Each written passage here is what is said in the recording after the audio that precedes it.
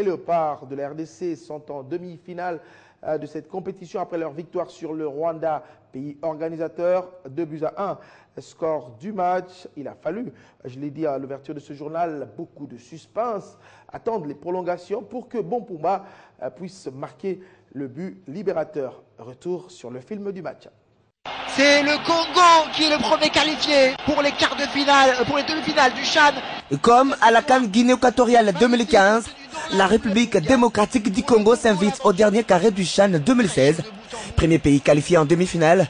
Quoi de plus normal que la liesse soit totale au terme de la partie. Grâce à cet homme, Bompunga, buteur de la tête, buteur décisif. Et devant près de 25 000 spectateurs, les Amavubi du Rwanda ont été désillusionnés par une équipe de léopards très déterminée à venger les âmes de leurs compatriotes décédés suite à des agressions injustes dans la partie est de la RDC.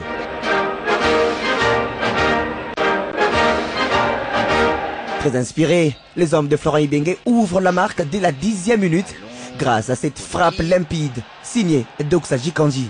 Récupérer la frappe, elle est splendide, oh quel but! Oh quel but exceptionnel! Le tir puissant du sociétaire du Daring Klamote Mapende est tellement imparable, il laisse stupéfait le portier rwandais Ndaichi Miye. La domination congolaise commence à se faire sentir. La 19e minute est la bonne. Bolingi a la balle de 2-0. Mais le sociétaire de TP Mazembe ne sait pas conclure. Bolingi qui frappe presque involontairement du pied gauche. Ça échoue sur le poteau. La réaction rwandaise arrive à la 36e minute lorsque Ernest Sugira oblige Matampi Vumulei à une parade exceptionnelle. 0 partout, c'est la mi-temps. Au retour de vestiaire, c'est une toute autre équipe rwandaise qui prend le contrôle du jeu en main avec l'aide d'un arbitrage décevant. C'est à la 57e minute que les Amavubi égalisent. Pourtant, l'action qui amène le but est litigieuse avec une faute congolaise non signalée. Un but partout, Ernest Sugira remet donc les deux équipes à égalité. Le Rwanda est prêt même à doubler la mise lorsque sur cette balle de contre, Joël Kimwaki manque son dégagement et le lobe qui s'en est suivi et passe dans les nuages. 90e minute, l'arbitre Armof sud-africain oblige les deux équipes à embrasser les prolongations. Et de cet instant, Florent Ibenge fait rentrer Mombo de MK et c'est lui qui délivre une passe à Bopé Merveille et qui à son tour dépose le cuir à Padou Bopunga pour le 2-1. Attention, c'est bon ballon. Bopunga, et but de Bopunga. Le but pour le Congo. 2-1 score final, la qualification est congolaise. Les Amavubi disent adieu au CHAN organisé sur leur propre sol. Les Léopards, eux, ont de belles manières répondu en tout cas aux attentes des nombreux Congolais. Partout un peuple, le but de la délivrance. Il est inscrit par Bopunga. Doudou Mbala nous a rejoint sur ce plateau. C'est même lui qui signe ce reportage, analyse et décryptage. Je l'ai dit à l'ouverture de ce journal. Bienvenue, Doudou Mbala. Victoire, oui, de la République démocratique du Congo, première équipe en demi-finale. Les Rwandais qui disent adieu justement à cette compétition qu'ils organisent eux-mêmes, mais quelle analyse justement de cette victoire, il faut le dire, sur le fil. Allez, on va dire rapidement que c'était difficile. Mais l'essentiel est fait. La République démocratique du Congo a sa qualification. Rappelez-vous, parce que sur le plan de palmarès, la RDC n'a plus jamais, en tout cas, atteint la demi-finale depuis 2009, l'année qui a permis à la République démocratique du Congo de remporter sa première édition en 2009 en Côte d'Ivoire. Depuis 2011, éliminé en quart de finale. 2014 en Afrique du Sud, éliminé également en quart de finale. Mais là, Florent Ibenge fait vraiment un grand coup en permettant, n'est-ce pas, à son pays de se hisser en demi-finale. Mais également, c'est une victoire, il faut le dire, qui a défoulé plus d'un Congolais, surtout dans la partie est de la République démocratique du Congo. Il faut le rappeler, c'est vrai que le sport, on reste trop fair play, c'est une école de loyauté, mais je pense que c'est une victoire qui a en tout cas beaucoup émerveillé la population de la République démocratique du Congo. On sait ce qu'il y a comme rivalité sur le plan de la sous-région, mais nous pensons que cette victoire a vraiment apporté du calme et surtout, je l'ai dit, du sourire, de la joie à cette grande nation de la République démocratique du Congo qui devrait se respecter. Et je crois qu'après le Congo-Brazzaville, après l'Angola, c'est maintenant le Rwanda qui a connu, sinon qui a payé le frais et à qui les prochains tours.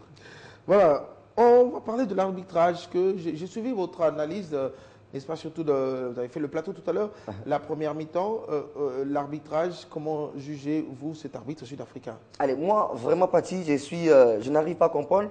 C'est vrai, je ne suis vraiment pas trop déçu parce que je m'y attendais à cela. Quand vous jouez un pays organisateur, en tout cas, attendez-vous à jouer face à 3 équipes. C'est-à-dire la première équipe qui est sur la pelouse, la deuxième, c'est le public. La troisième, c'est l'arbitrage. Et là, c'est quand même difficile. Mais voir cet arbitre qui est aussi expérimenté et à ce niveau, je pense que c'était une grosse déception avec des occasions, je dirais, nettes où on pouvait sortir, brandir un carton jaune. Par exemple, une faute qu'on a tous vu hein, sur Padougo Punga, même sur Kimwaki plusieurs fois. Le défenseur de Mazembe a reçu des coups sur son visage.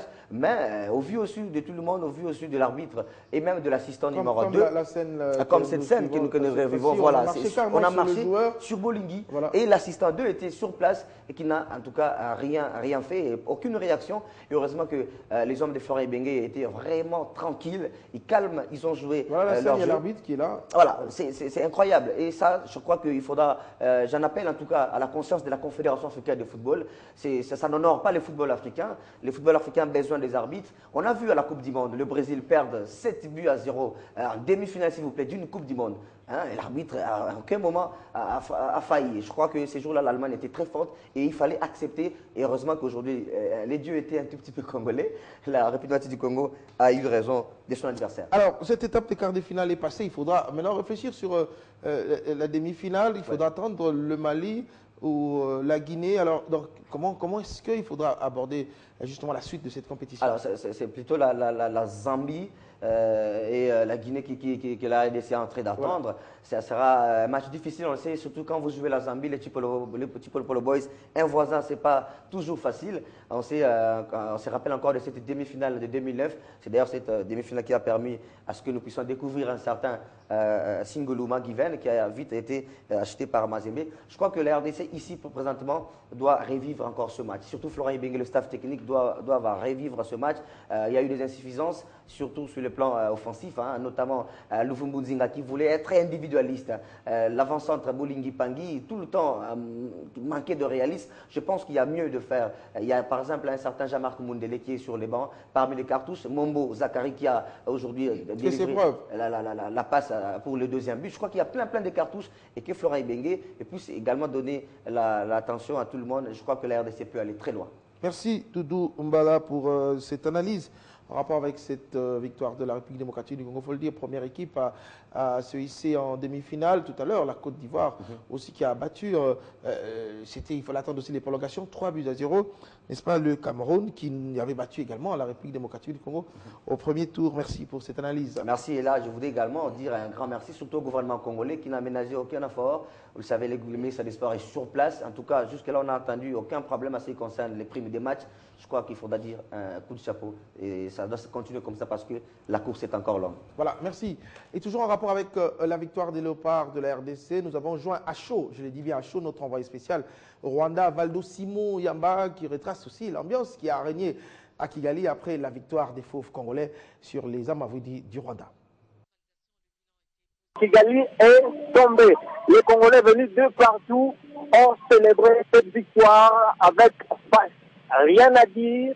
Les Rwandais sont restés sûrs et jusqu'à preuve du contraire, jusqu'à maintenant même les Congolais sont en train de festoyer, sont en train de jubiler, sont en train de fêter cette victoire. C'est plus qu'une victoire, vous le savez, parce que ça reste sur 2 défaites. La République démocratique du Congo face au Rwanda. Rappelez-vous, en 2004, en Tunisie et récemment en amical avant la compétition. Et ça valait bien sûr la peine de l'emporter aujourd'hui. Et où, en plein cœur, à Kigali, au Rwanda, à Amahoro National Stadium, en plein cœur de Kigali, donc pour dire que le système est bien sûr biaisé déjà. C'est un virus qui entre et désormais, j'espère bien que la République démocratique du Congo ne tombera plus devant les Amavoudi.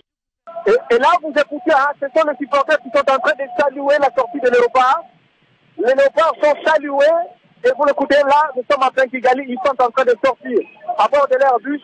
C'est comme si nous étions à Kinshasa, capitale de la République démocratique du Congo. Donc c'est vraiment une fête, une véritable fête. La RDC a élu domicile Kigali, donc ça va continuer comme ça. Certes, si pour revenir à votre question, Monsieur Bennett, il a cette réputation. Rappelez-vous, celui qui avait cité la finale perdue par l'équipe qui a laissé le parti le trophée de la Coupe de la Confédération. Bennett a déjà cette réputation. Mais ce qui est plus important, cet arbitrage est décrié par les journalistes et par les supporters, mais en définitive, c'est la République démocratique qui l'emporte. Donc, le meilleur l'a emporté et Bennett, on a 15 heures de son arbitrage, la victoire est congolaise. Les débuts de boissons sont inondés. Les gens sont en train de péter. Donc, c'est terne côté rwandais. Oui, c'est terne. Ils n'ont pas gagné. Ils sont éliminés de la compétition et par la République démocratique du Congo. Donc, ça continue comme ça. La fête continue. Et les supporters sont en train de fêter.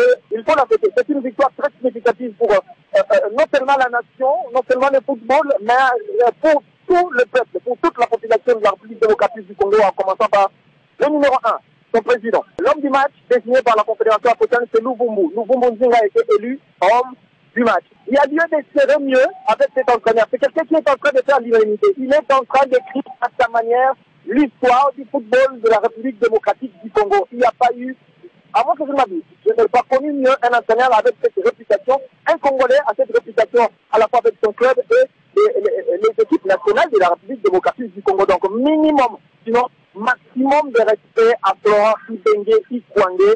Il faudra respecter l'homme et il faudra les laisser coacher, comme on le dit, Ibenge, laisser Ibenge coacher, laisser Ibenge faire son affaire.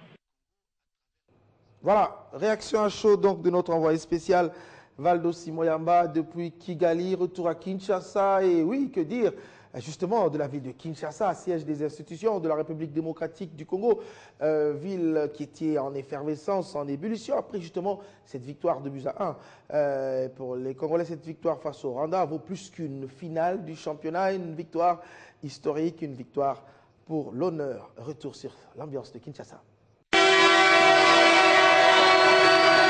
La qualification de la République démocratique du Congo est vécue sur place à Kigali, capitale rwandaise. Mais au pays, particulièrement dans la capitale Kinshasa, la joie était à son comble dans toutes les rues.